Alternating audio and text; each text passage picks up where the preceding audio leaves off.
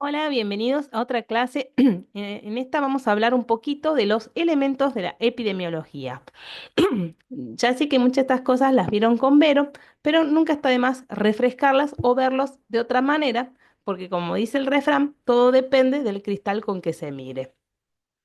Antes de hablar de epidemiología, vamos a hablar de otra ciencia hermana a la epidemiología, que es muy importante en salud pública, que es la demografía.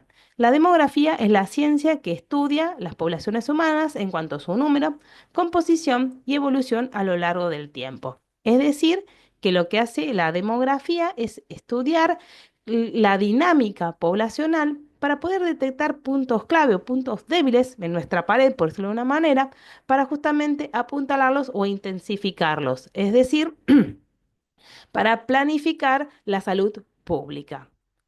La demografía estudia, por ejemplo, las condiciones socioeconómicas. Si yo detecto alguna zona con un nivel socioeconómico más bajo, yo la puedo ayudar mediante brindarles, por ejemplo, controles oftalmológicos gratuitos o lentes correctivos a precios accesibles. También estudia lo que sería la distribución geográfica, es decir, si vivimos en zonas rurales o urbanas. ¿Por qué? Porque obviamente que las condiciones de vida son otras. La gente que vive en las zonas urbanas muchas veces está expuesta a riesgos como por ejemplo la contaminación, tiene otros hábitos de vida, quizás mayor uso de las pantallas, con los riesgos que esto implica. En estos casos, yo lo que puedo hacer para mejorar la calidad de vida de esas personas, por ejemplo, es incrementar el acceso a los servicios oftalmológicos, ya que voy a tener una mayor demanda, un mayor acceso a estos servicios.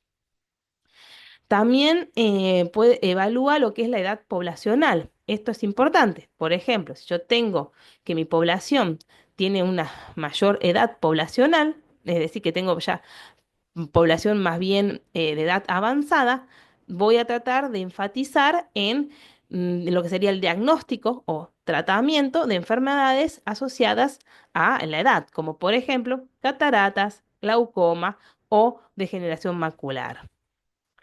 La demografía puede ser estática, es decir, como quietas en un punto determinado, o sea, que vea la población en ese momento, o dinámica, en movimiento. Veámoslas un poquito. Como le decía, la demografía estática es el estudio de la población en un momento determinado. Saco una foto, clic. Veo las características en ese momento de lo que es la edad, el sexo, etnia, etcétera.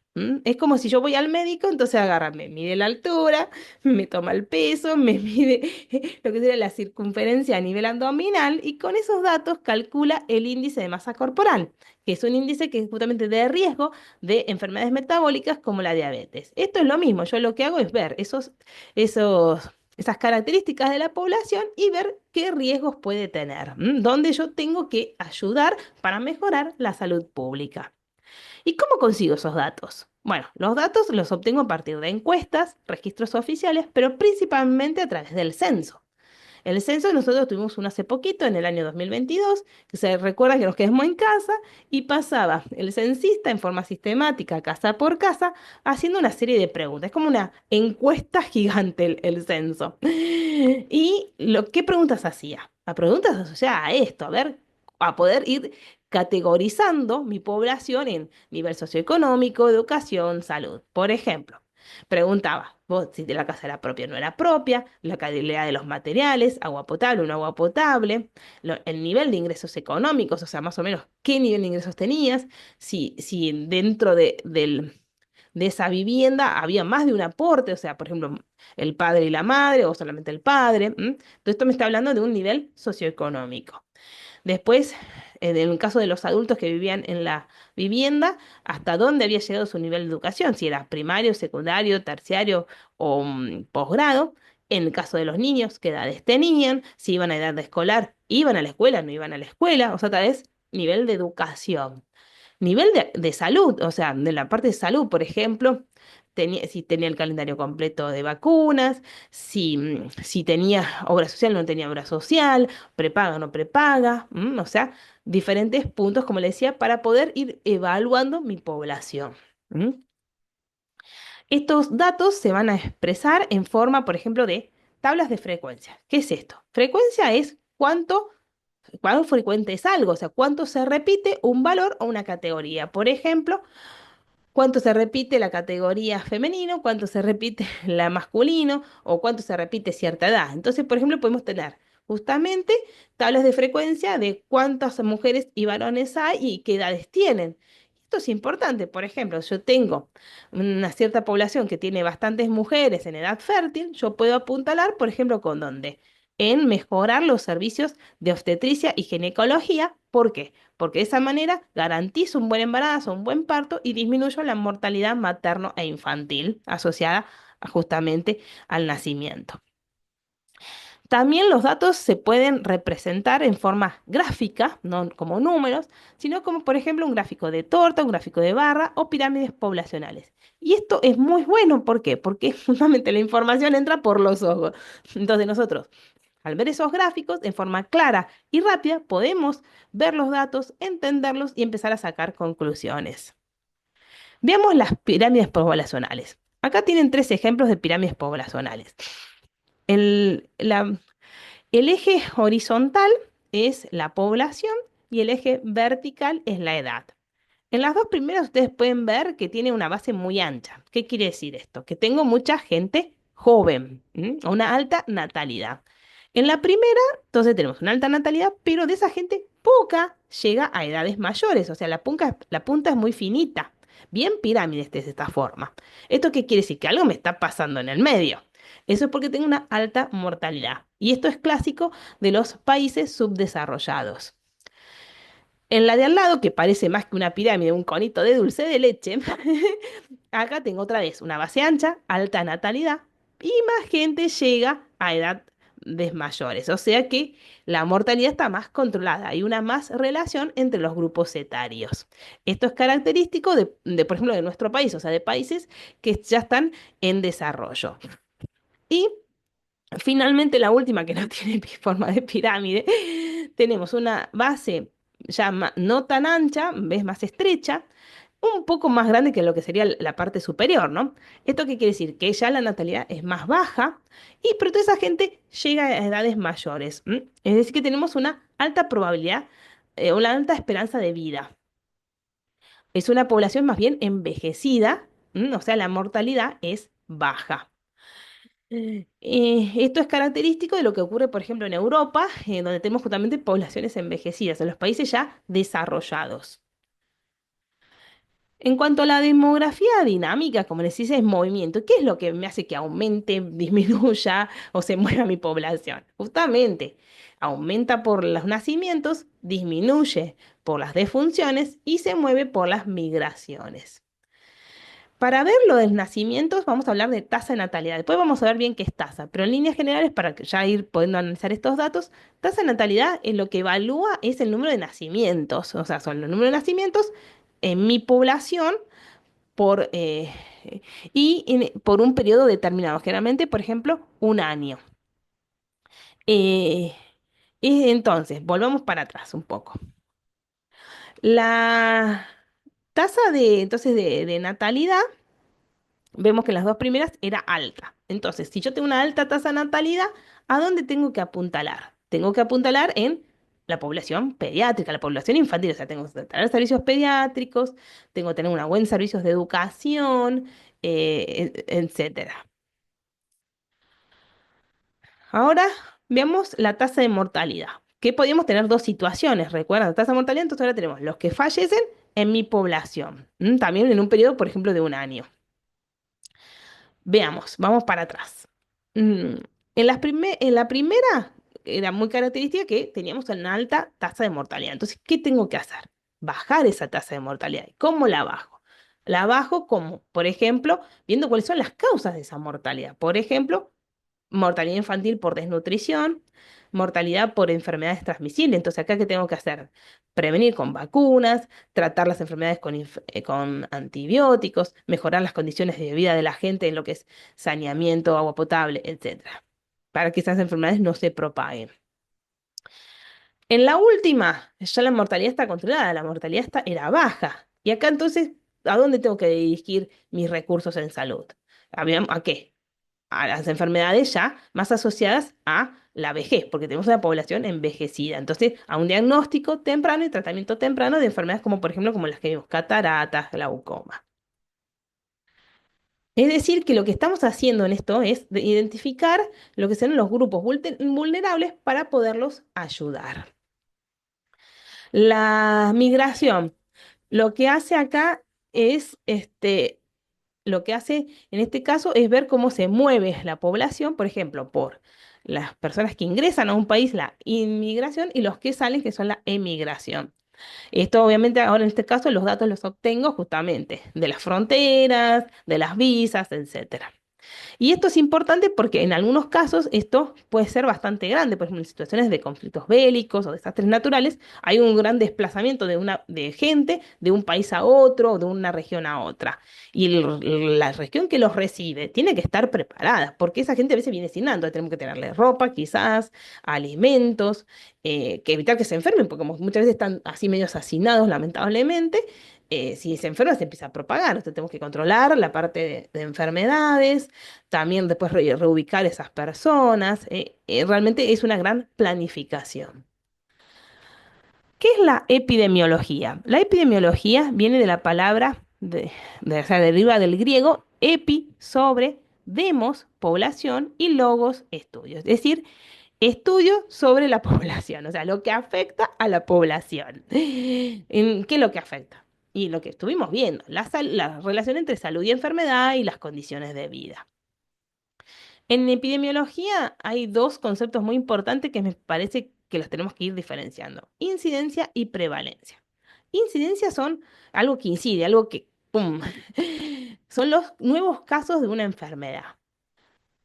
Mientras que prevalencia, algo que prevalece, algo que está presente y pasado, o sea, casos nuevos y casos viejos. Me está indicando entonces cuán común es una enfermedad. ¿Y para qué me sirve esto?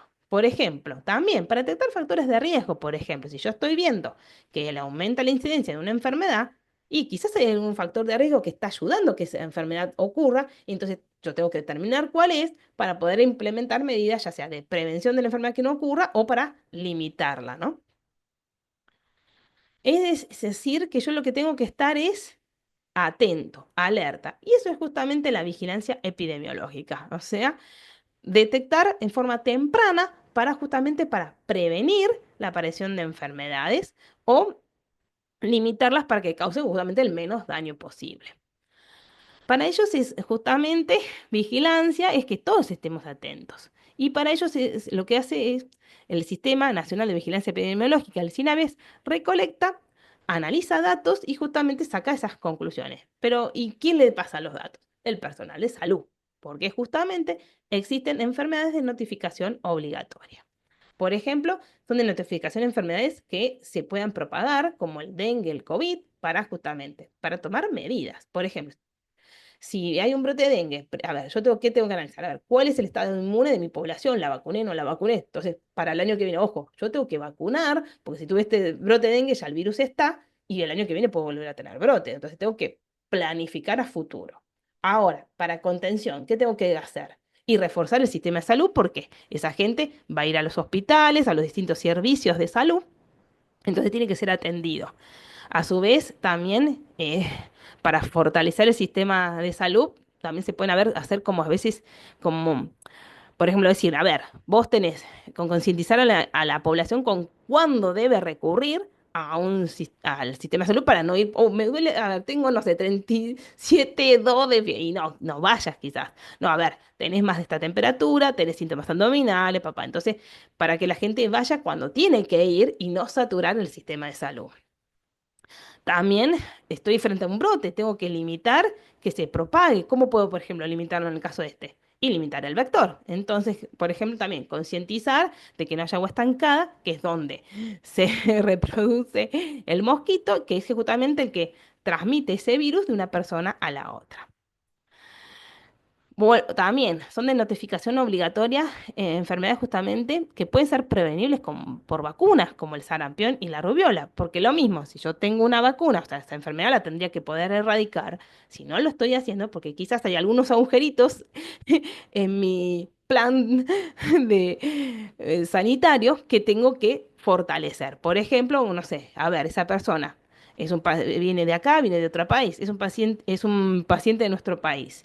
Bueno, a ver, ¿estaba o no estaba vacunado? No está vacunado. ¿Por qué? Bueno, a ver, aumentemos la concientización sobre la importancia de las vacunas.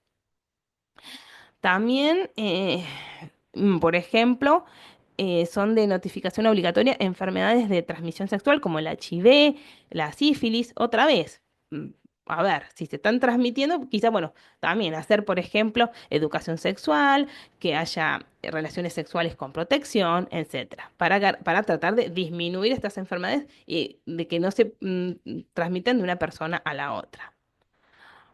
Volvemos al punto, planificar, por ejemplo, algo muy sencillo como la gripe. La gripe eh, afecta principalmente muchas veces a las personas mayores, a los niños menores de 2 años, y ahí es justamente donde están dentro del calendario de vacunas obligatorias.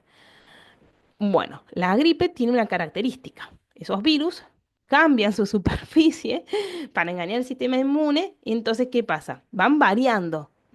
Entonces yo para ver cuál es la vacuna más efectiva, lo que tengo que hacer es ver, a ver, cuáles son las variantes de la gripe que están en este invierno, cuál estuvo, por ejemplo, Estados Unidos, que tiene el invierno antes que nosotros, y en base a eso planifico cuáles son las que vamos a incluir en la vacuna para el año siguiente para que la protección sea lo más efectiva posible.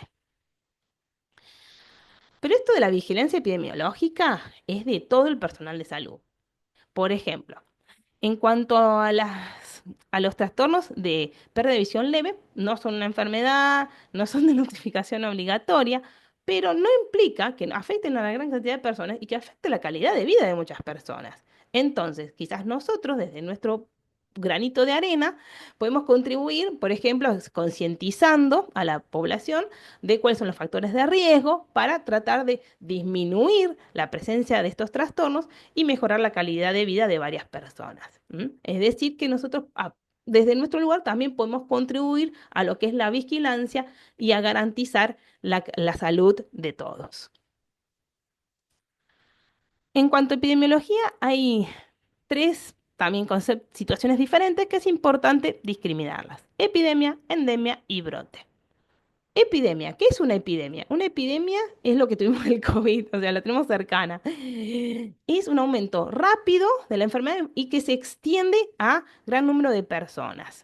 Justamente nosotros tuvimos, viste, que en varios países y aumentó rápidamente.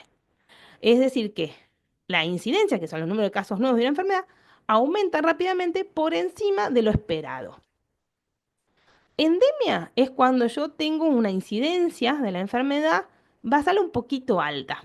O sea, siempre va a aparecer en forma regular y en forma predecible, porque hay ciertas condiciones en esas regiones geográficas determinadas, donde es endémico, que hace que justamente la enfermedad siga apareciendo. Por ejemplo, falta de agua potable, hacinamiento. Entonces decíamos, ¿te acuerdan que la clamidia infectaba y pasaba de un chico al otro? Había reinfecciones, y entonces favoreciendo la aparición del tracoma. Brote. Brote es cuando aparecen varios casos de una enfermedad, obviamente relacionados entre sí para que sean brotes, también en forma rápida, pero en este caso ese incremento de la enfermedad ocurre en un lugar y áreas geográficas determinadas. Por ejemplo, el brote de sarampión en Salta en el 2024. Entonces estamos hablando de una región geográfica y de un año. También se considera brote cuando aparece una enfermedad que antes no existía en ese lugar. Recuerden que con todo esto de la globalización, muchas veces estamos expuestos a microorganismos que antes no lo estábamos, entonces empiezan a aparecer enfermedades que antes no existían. Para poder analizar los datos, hay que recurrir a la hermanita estadística. Y en estadística lo primero que hay que poder diferenciar es qué es población y qué es muestra. Población es el todo, es el conjunto global. Pero nosotros muchas veces no podemos analizar toda la población, por ejemplo, de Argentina. Nos lleva tiempo, nos lleva recursos. Entonces, ¿qué tenemos que hacer? Notamos una muestrita que sea representativa, es decir, que tenga las mismas semejanzas y diferencias que encontramos en la población, para que cuando nosotros tengamos un resultado lo podemos extrapolar a la población. Por ejemplo, es como cuando se sacan sangre. Esa pequeña cantidad de sangre, esos 5 mililitros, representan todo el volumen de su cuerpo. Otra característica importante de la muestra que vamos a utilizar es qué tamaño elegimos. Y eso, bueno, obviamente va a depender de qué estudio realicemos, de las características de la variable que estamos analizando, del nivel de confianza deseado, o sea, cuánto error queremos cometer, ¿m? Es decir, hasta dónde nosotros queremos estar seguros de nuestros resultados. En cuanto a las variables, pueden ser cuantitativas o cualitativas. Cuantitativas es cuantifico, número, 1, 2, 3. Pero pueden ser continuas, es como que no termino del 1, 1 de 10, 1 de 25, papas, llego al 2, así. O sea que contengo los decimales, no son números enteros. Por ejemplo, la graduación de los lentes. Y ya variables discretas es puntual, 1, 2, 3, como el número de hijos. Y variables cualitativas o categóricas, en este caso, como el nombre lo indica, o sea, es una categoría, es una cualidad, un atributo. Eh, entonces pueden ser ordinales, ¿m? Que vienen donde vos podés establecer un orden, de ahí la palabra ordinales, por ejemplo, la escala de dolor, en leve, moderado, severo. Y acá, por ejemplo, lo que está bueno es que uno puede también tener una cierta idea de cuál es la magnitud, o sea, como que vamos de un menor a mayor, casi como en los números. Y las variables nominales, en este caso no, ya no tenemos un orden y se excluyen mutuamente. Es o sos femenino o sos masculino. Y justamente viene como de nominales, de nombre, ¿m? O sea, como una característica de ese estilo. Los tipos de estudio que podemos realizar pueden ser, por ejemplo, descriptivos. Como su nombre lo indica, la idea es describir mi población en alguna característica. Mm, por ejemplo, describir la frecuencia de la miopía en la población infantil de Córdoba. Si yo lo hago en un momento puntual, es como que establezco un corte, no sé, este año, punto, es transversal. Si en cambio yo hago en 10 años, con un periodo, o sea, es como una longitud, son longitudinales. Y acá está bueno porque podemos ver tendencia. O sea, si baja o si aumenta, por ejemplo, una frecuencia. Y serie de casos es justamente, describo un caso. Entonces, por ejemplo, a ver, tengo en mi centro, se hacen cirugías de catarata. Entonces, a todos los pacientes que se sufrieron, que se les hizo su cirugía de catarata, yo agarro y los sigo y veo qué complicaciones tuvieron. Entonces, estoy describiendo cómo es la población post cirugía de cataratas de mi centro donde se realizan esas cirugías. Estudio de casos y controles. En este caso, justamente elijo un grupo que va a ser mi caso, los que tienen, por ejemplo, una enfermedad, y un grupo control que no tenga la enfermedad. Es muy importante que sean muy parecidos esos grupos, el de los casos y el de los controles, porque si no estoy introduciendo errores. Si yo, por ejemplo, estoy viendo la presencia de glaucoma, no, mis casos no van a tener edades más grandes, mayor de 65, entonces mis controles no pueden ser gente joven. Debe ser parecida. La idea es que sean lo más parecido posible y que la diferencia justamente sea la presencia o ausencia de esa enfermedad para no introducir errores, o sea, variabilidad, factores de confusión en realidad. Y entonces una vez que ya tengo esos grupos, empiezo a ir para atrás y veo los factores de riesgo. El problema es que como estoy yendo para atrás y ya dependo a veces de, por ejemplo, de registros que tienen que estar bien hechos, de la memoria, entonces a veces es complejo hacer una asociación entre la enfermedad y un factor de riesgo.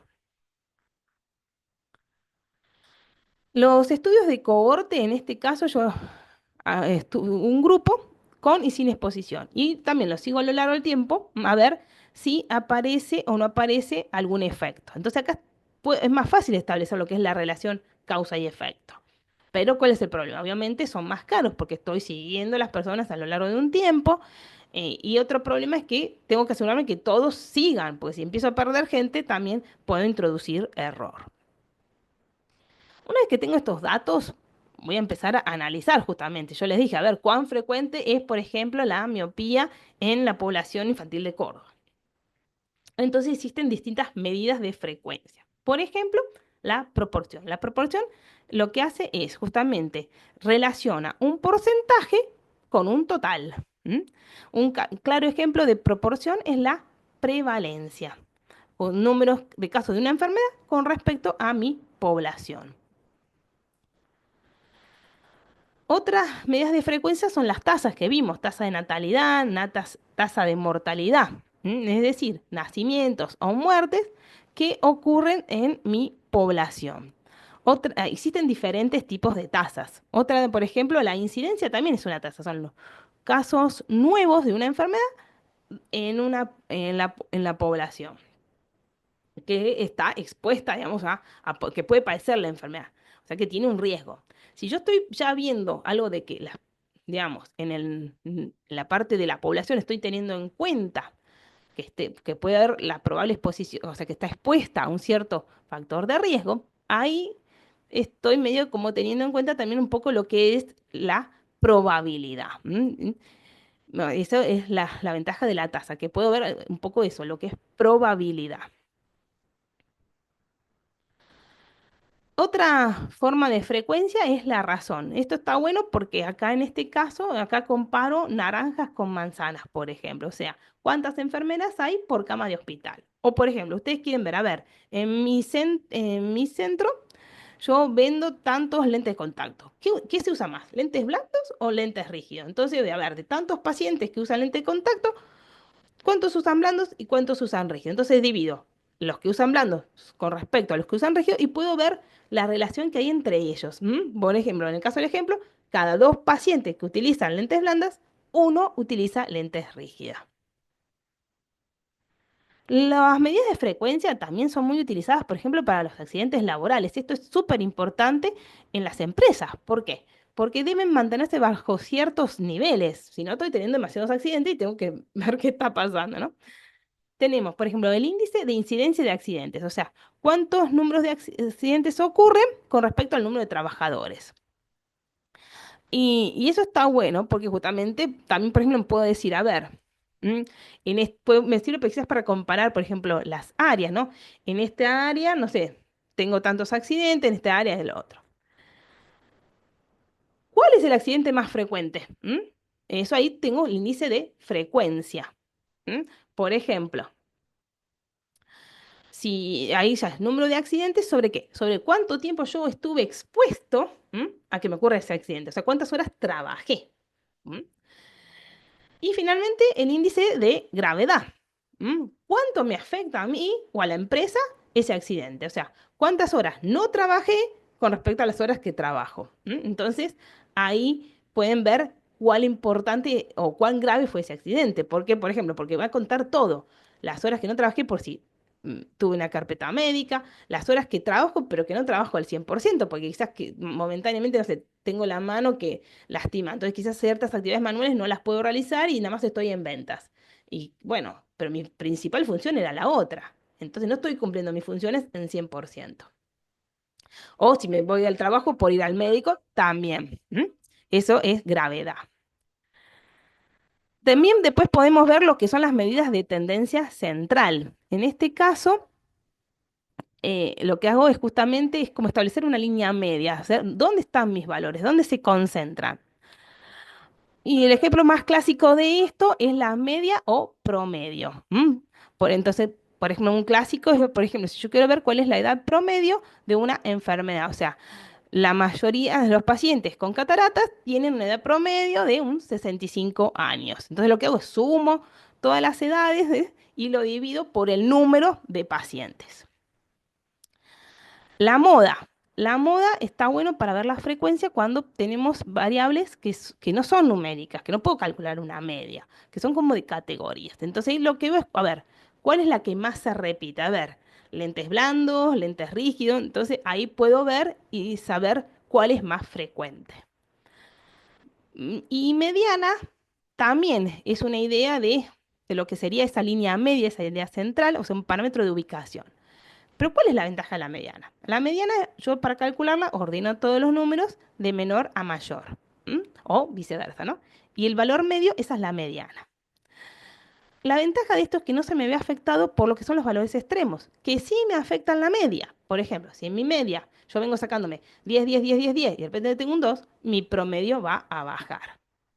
Mientras que en la mediana, si yo tengo un 2 a lo sumo no se me va a pasar nada, no me va a disminuir mucho la mediana, porque sigue, como lo ubico y tengo todos 10 10 10 9 9 que tengo un 2, voy a seguir teniendo una mediana de 10 o 9, o sea, más no varía por los valores extremos.